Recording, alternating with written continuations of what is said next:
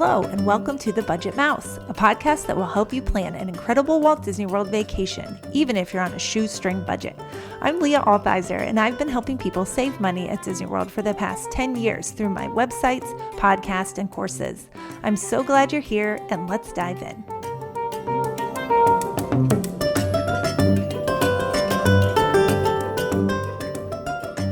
Hello again, everyone, and welcome to episode 109. I promised an episode on Disney's Blizzard Beach water park, so I am delivering today, finally. Now, this year is Blizzard Beach's 30th anniversary. It's hard to believe, so it's a good time to do this show. It's also a good time to do this show because this year, 2025, Disney started free water park entry every day this year when you stay at a Disney resort on your check-in day only. Now, this is going to continue in 2026. However, it's going to be limited just to the summer months, presumably when both water parks are open again. So in May 21st in 2025, both water parks were open for the first time in many years since before the pandemic. Now, we can assume this will happen again in 2026, and that will also mark the date of free water park entry again. And both water parks are going to remain open here in 2025 until September 7th, when we now know Blizzard Beach will close and Typhoon Lagoon will be the only water park open for a while. They will then switch. Blizzard Beach will reopen, and then we assume that both then will be open again in May of 2026. So let's dive into an overview of Blizzard Beach first. It is located between Animal Kingdom and Hollywood Studios. It's closest to Coronado Springs Resort. It shares a parking lot with one of Disney's miniature golf courses, which you may not even know exist. This one is called Winter Summerland. Now, unlike the theme parks, there is free parking for everyone at Blizzard Beach. So that is a great thing to know going in. Also, Disney transportation is difficult to use to get there. So the only resorts currently that have a bus that will take you directly from the resort to Blizzard Beach are Coronado Springs and the All-Star Resorts, which share a bus that takes you to Blizzard Beach. If you're not staying at one of those, you would, in theory, have to take a bus to Animal Kingdom Park, where you could pick up a Blizzard Beach bus. Now, do not do that. That is so much time and effort involved when you could Uber instead. I did a price estimate from several resorts. It's going to be between $8 and $10 to Uber to Blizzard Beach. So do that. Please don't spend an hour and a half on Disney transportation buses just trying to get to this water park, especially in the morning when it's a rush to get there. Or you could do what I have been doing lately, which is renting a car if I know that Blizzard Beach is in my plans. That's where it's located. Let's talk about the theme, because I think Blizzard Beach shines in this department. So the storyline of this water park is it's the remains of a failed ski resort that some entrepreneurs built after a freak snowstorm hit Florida, and then the melting snow from the ski resort turned this into a water park. So the theme is like alpine ski resort. It has elements including a chair lift you'd find at a ski resort, and the theming is really fun. There's lots of gags about it being a failed ski resort. There's so much detail here. I mean, it rivals Typhoon Lagoon in the amount of detail that you'll find, and that is really fun. That's a really fun thing about both the water parks, is that the themes are very complete and well thought out. So what do you find there? There are 7 main water slides. And now some of them have a different version. For example, Runoff Rapids is one of the water slides, and it has like 3 different routes down the hill. But in general, there's 7 water slides. There is a wave pool. This wave pool is different from Typhoon Lagoon, which has a monster wave that goes frequently through the wave pool at Typhoon Lagoon. This is different. It's like a bobbing wave pool. So it's like gentle bobbing waves constantly in this wave pool. So it might be better for if you don't want to get, knocked over by the waves like you do at Typhoon Lagoon. So I mentioned the chairlift already, which is really fun. There's a lazy river that goes around the entire park with many different places to enter and exit the lazy river. There's a tweens area that has water slides and obstacle course. It's like what would you call that? Like a zip line. That's really fun too. And that is unique. Typhoon Lagoon doesn't have a tween area like that. And then there's an excellent frozen themed little kids area that is really fun. As far as food goes, there's quick service only. There's quick service restaurants and snack stands and bars. There's tons of seating, and lots of it is in the shade. Some of it is in the sand, but there is plenty of seating. You don't have to worry about getting a seat. There's a gift shop, lockers, changing rooms with showers. And I think that's everything. So I want to talk strategy for Blizzard Beach. Now, before Disney started the free water park entry, strategy wasn't really that important. Blizzard Beach was never packed with people. You could arrive later and not expect crazy long waits. But starting this year, crowds have descended upon both water parks because of free water park entry. And we expected this would be the case. It turns out it is the case. So if you don't want to wait in long lines at Blizzard Beach, you do need strategy for the water park. And then I have a bunch of tips as well. So typically, Blizzard Beach is open from 10 a.m. to 5 or 6. It can stay open as late as 8 p.m. in the summertime. Now, like the Disney theme parks, 10 a.m. is not when you can enter. So you can usually get into Blizzard Beach at 9:30 a.m. They will start letting people into the park at 9:30. Then there's actually rope drops here. At the water parks, there's 2 places where you can then enter, go further into the park, and they have a rope holding people back until 10 a.m.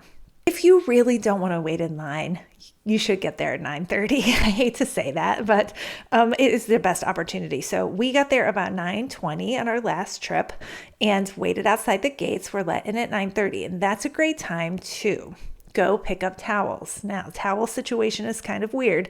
If you are staying at a Disney resort, you get free towel use at the water parks. If you're not, you either have to pay $2 per towel rental or bring your own towels with you. And I know that seems very silly. Like, why are they charging you for towels at a water park? But that is the deal there. So they'll just ask you, are you staying at a Disney resort? No, you could lie. They're not going to check. I've not been checked on the multiple times I've been to the Disney water parks. Like, they've never scanned my Magic Band or anything.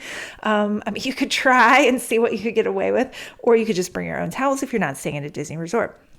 So during that first half an hour, whenever you arrive, get your towels. Oh, you pick them up at the beach house, which is the gift shop.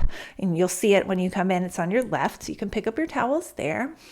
Also, during this time, you can, if you want to, rent a locker to store your valuables in. You can do that. Now, I don't like to do that. Why? Because I'm cheap and I don't want to pay for a locker rental if I don't have to.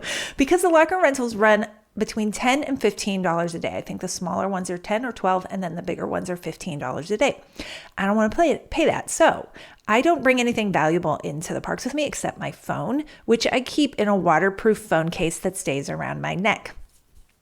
People always ask me every time I'm at a water park, where did you get that? That's such a good idea. And I'm like, I bought it at Target for $2 years ago. So I just keep using it. You can buy them there, but of course they're going to be like $20. So if this strategy sounds good to you, want to keep your phone with you, you can use it. I can take pictures and video in it. They're not great quality because it's like a plastic film in between it, but it's something. But just to keep it safe with you, you get that ahead of time. Like, don't try and show up and buy it there unless you don't care about paying $20 for it. Other must-have things at the water parks. I like to wear water shoes. The pavement gets really hot later in the day. My daughter doesn't like them, so she just wore Crocs into the water parks and then just walked around barefoot. I wore flip-flops in, put on my water shoes, and wore those the whole day that I was there. We also both like to use rash guard tops because you will be in the sun quite a bit, and I burn easily. I'm a redhead, if you didn't know. No, I burn easily, and I like to wear rash guard tops. So obviously sunscreen, a hat, which you should take off before the water slides. We both lost our hat on the same water slide because we're newbies and I've never gone on a water slide before. Apparently we forgot to take our hat off. So take your hat off when you go down the water slide. Sunglasses, bring a water bottle. You can refill it all around the park with very cold filtered water. It's wonderful. And then snacks if you don't want to pay for tons and tons of food. You can bring food and drink into the Disney water parks. No alcohol, no loose ice, no hard-sided coolers, no glass. That's everything. Like I already mentioned, crowds are now something to contend with at the Disney water parks. So the main struggle is finding a place to sit in the morning to put your stuff that's in the shade. If you're going to stay later in the day and you want a place in the shade to like rest, relax, I have to have that because, again, redhead thing. That is a key thing with arriving early is that you're able to get one of the best spots in the shade. I like to head towards, when you come into the park, do roped up on your left. There's one on your right, one on your left. Head back towards the warming hut, which is a quick service restaurant. And then there's tons of chairs in the shade there. They're under like a pergola. There's trees, everything. That's a great spot to grab chairs. It's also quick access to lots of the water slides from right there as well. So that's where I suggest to go for a spot. Then strategy. There are 3, I would actually say 4 water slides that get very long waits later in the day. Clearly, that's what you want to do first on your arrival. So I'm going to talk about each one. I don't know which actually gets the longest wait, but I'm just going to group them all together. So first is Summit Plummet. That is the 120-foot drop water slide. It's a body slide. It's the fastest free fall slide in the world. It is the one thing I haven't done. I don't like that, so I can't really talk about it. But it does get a long wait because it takes only one person goes down at a time. It takes a long time to get them prepped, everything like that. So that, if you want to do that, if you're crazy, no, I'm just kidding. If you want to do that, I would do it first. So next, on the same mountain, these all are found on the green slope. So there's 3 colored slopes at Blizzard Beach. Green has Summit Plummet, Slush Gusher, and Teamboat Springs. And these are 3 of the 4 most popular slides. So this is your first destination. Find the green slope first when you get there to do these before the waits get really long. Slush Gusher I have done. It is actually surprisingly intense. It's one of those that doesn't look like it's going to be that intense, but actually you go very quickly on it. And it goes over 3 like little bumps. And on the 3rd one, you tend to get airborne on it. So just be prepared for that. It doesn't hurt, but it's surprisingly fast. That is another one that gets long waits during the day. Teamboat Springs is the 3rd ride or 3rd slide on the green slope. And that is a family raft ride. It's a very long ride. It's really fun. Do not skip it. It's a great, great ride. Also gets long waits later in the day. My daughter and I did it within the first 30 minutes of being there. We went back in the 2nd hour and the wait was 40 minutes already. And we're like, whoo, glad we did that right away. So definitely head there. And then the other raft ride that gets a long wait is the downhill double dippers. This was my daughter's favorite one. We wanted to do it a second time, but again, when we went back in the 2nd hour, the wait was already 30 minutes. And we're like, I don't want to wait, because you may have noticed I don't like to wait in line. So those are the 4 that you should head to first. If you are efficient, you can do them all in the first hour. If you're not doing all of them, then it's even easier. Like we only did 3 out of the 4, so it's easy for us to do those in the first hour. In the 2nd hour, you can definitely get the next 3 slides done. Then you will have done every slide in the park in your first 2 hours. That is the goal, because then you will have not waited in any lines and you can relax the whole rest of the day, do all the other stuff where there's not going to be lines. So the 3 other slides are Toboggan Racers, which is where you go downhill like in a big group. I think there's 8 at once, and it's a race on a mat to see who can get to the bottom first. And we love that. I actually won. I never win anything. Never win any races, but I won in my group, which was really fun. Snowstormers and Runoff Rapids are the other slides. So now the other attractions that are there, after you have done all of the slides first, and you will be tired because you have to walk uphill every time because gravity is what bring you down. So be ready for a workout. We never ran, but we did moved rather quickly. We took a bathroom break, but we moved rather quickly in the first 2 hours to do all of these. And we didn't wait at all. I mean, we waited like 2 minutes max for any water slide. It was great. And it got so busy by the time we left. The waits were really long for everything. So strategy really helps at Blizzard Beach in the middle of the summer. So after that, chairlift. We did wait 20 minutes for the chairlift. I think we actually had a bet about it because I was like, this is going to be 15 minutes or less wait. And my daughter's like, I don't think it is. And I was like, okay, forget what we bet. I don't know. I think I gave her money in her fund. If I lost the bet, I did. I lost because it was 21 minutes because the chairlift moves slower than you think it's going to. A bunch of the seats were closed off and it kept stopping to load, whatever. So I don't mind waiting 20 minutes even for the chairlift. It was really fun. And you can't go there and not ride it, right?